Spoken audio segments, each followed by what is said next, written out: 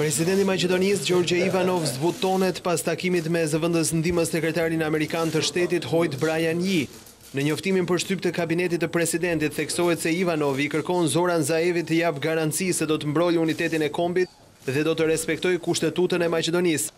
Platforma e Tiranës nuk mund të jetë një kusht ose një bazë për krijimin e qeverisë, mësohet t'i ketë thënë Ivanov zyrtarit të lartë të departamentit të shtetit. Presidenti i ka dërguar një apel forcave politike të bëjnë thirrje për vetë përmbajtje e dialog pas dhunës së të njëjtës në parlament.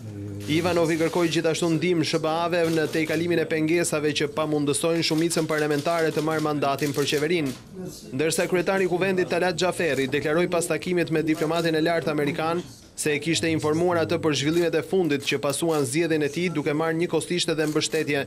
Xhaferi mësohet t'i ketë thënë zyrtarit amerikan se si oficer që jam nuk di të tërhiqem mbrapa, por do vazhdoj në rrugën time si kryetari i kuvendit për të formuar qeverinë e re dhe institucionet e tjera të vendit. Yee e vazhdon vizitën e tij dy ditore në Maqedoni me takime me Zoran Zaev e Nikola Gruevskin.